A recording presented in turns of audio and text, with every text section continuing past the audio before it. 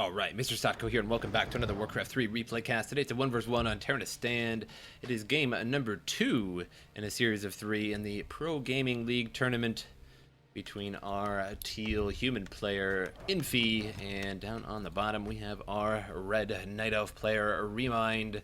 And if you had not watched the first game, you should go check it out. Remind did win the first game in a series of 3 between these two players. And it was certainly a pretty good game, particularly on the behalf of Infi. He played very, very well. Now, Terenas Stand is an interesting map. It's sort of a small map. Of course, you know where your opponent is at, as there's only 2 spawn points. And all of the creeps on the map only go up to level 5. And lots of renegade wizards on the map strewn about. We have a scout farm going down here in front of the goblin merchant. And Wisp now moving out across the map to scout out anything crazy happening. One over here, one going to be on the bottom corner, and one heading towards the base now. Renegade Wizard camp here, about to get farmed by the Mountain King. And the Warden takes hers down first and gets a ring of selling +2. A cool 62 gold in the hands of the Warden there. And Circlet of Nobility +2 on the Mountain King, a far superior item. And a Manual of Health, not too bad as well. The Mountain King picks all of that up, and now going over to the Apprentice Wizard camp. A very quick cleanup here. And we'll get a level 2 on your hero once you kill the first 1 or 2 of these Apprentice Wizards. And Gauntlets of Ogre Strength +3 on the Warden, and not a very good item for the Warden either. So some poor luck for the Warden this time around. Gauntlets of Ogre Strength +3 on the Mountain King, much better for the Mountain King, obviously. And Renegade Wizard camp here, will he run by this or will he creep it out? And it looks like he's definitely going to be creeping this out with all of the militia that are coming over. And the Warden now moving across the map, got her level 2, and usually once you creep out the first couple of creep camps on this map, you head towards your opponent's base, but this time around, Infi is just simply creeping out the map, and it was definitely worth his while because he got a belt of giant strength +6, now a total of +11 damage on the Mountain King. 11 increased strength. A level 2 Mountain King with 1100 health is pretty insane. A Tome of Agility +2, and I'm glad he picked that up. He actually knew how to click on a tome and pick it up. And of course, I'm being vaguely sarcastic on that. You see a lot of players skipping out on picking up tomes, but that was 0.6 armor for him and a little bit of attack speed, so why not just a simple click, pick it up.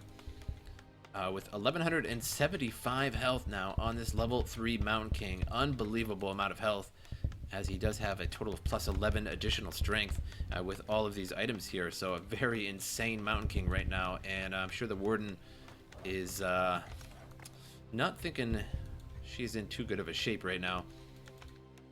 At only 400 health, Ring of Selling +2, a Gauntlets of Ogre Strength on an Agility hero.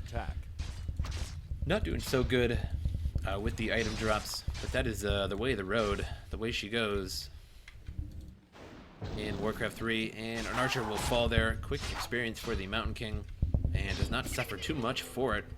Does get hit by a Shadow Strike there, and is now being slowly poisoned, and also being chased by the Warden here, and the Huntresses. But sort of shrugging this off, really, with 1175 health on a level 3. I can't believe how much health this hero has at this early point of the game. Certainly no record, but it is certainly no slouch. That is quite the amount of health to actually have to take down in a battle. And with that amount of health, you're able to react so easily to damage to your hero. And any kind of surrounds, you're able to get out easy enough. Tome of Strength there for the Warden. Gains a little bit of additional health on that Warden there. And Mountain King dives right into the Huntresses there. Again, pretty much immune right now with all of this health. And Dust of Appearance goes off, and this time the Warden gets Blink Last game, I do not believe he chose Blink on his Warden. I think he had Shadow Strike and Fan of Knives.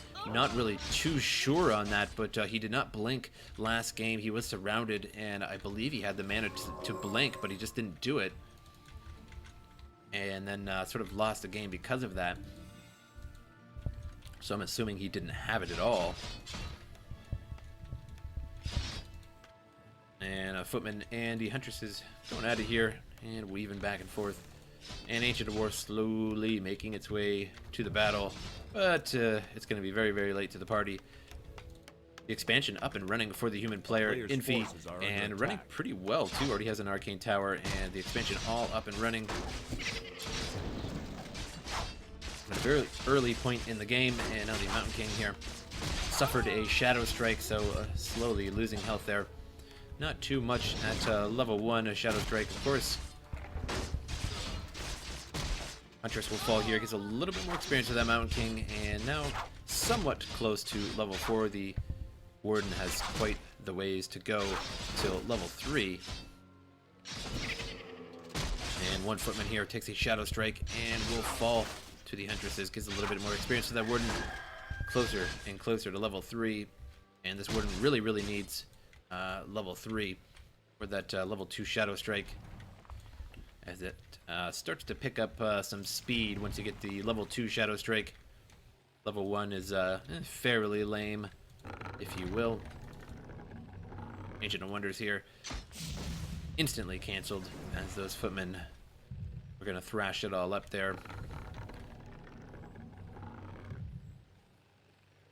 By hitting that gigantic biological structure with their tiny little swords. Now the Kobold Taskmaster camp going to be creeped out here by Remind, but unfortunately this is not a good situation to be in.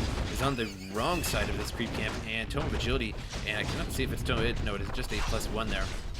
And now a Goblin Zeppelin has been purchased, and it's going to pick up all of these units here and bail, but that is going to leave this creep camp here to Infi. No, going to actually release on the other side of the creeps there, which was definitely a good idea. Both players now have a Zeppelin and are just weaving back and forth, picking up units and then re-dropping them. Mud Golem drops there, casts slow, and then repicks it back up, if that's even a word. I don't think it is, but you guys get the point. Ancient Wonders here trying to be built again, and could not do it. Dispels on those units there, takes a bit of mana away from the Mud Golem and the Shadow Priest. But the Mud Golem is immune to spell, so does that mean it is immune to dispel from the Wisp as well? That is actually a good question. Somebody in the comments, section should know, and please put if that actually works on the Mud Golem or not, the dispel from a Wisp. And I always find myself, once in a while, discovering a new thing in Warcraft 3, even though I played it for, geez, who knows how many years, probably way too long, and couldn't really answer if that actually affects the Mud Golem's mana or not. Very interesting. And that's just why it's such a great game, because you always just find something new to think about, some kind of new strategy to use. And there were just so many heroes and fun things to do. And of course, still a really good tournament, still going strong today. And both players just dropping. And a very interesting brawl we have right now between these two players. And was bringing a Glaive Thrower to the battle. It's a very interesting choice. And Taskmaster gets killed by the Mountain King, I believe. However, the Warden did pick up the item, I believe. I think it was a Wand of Mana Stealing, and used it, or at least already had one. Forces are under attack. So much action was going on in just a tiny little compact area there. Now a Blood Mage out on the field here for the human player. And the Blood Mage going to transfer mana to the Mountain King. And that sure didn't last long. I think he already had quite a bit. No, the Wand of Mana Stealing was on the Mountain King. I think he used it against the Warden. And I thought I saw that go off on the Warden there, but apparently not.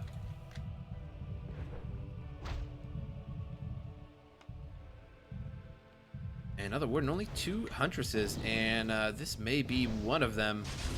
And here comes the Mana Steal from the Warden, or rather from the Blood Mage to the Warden.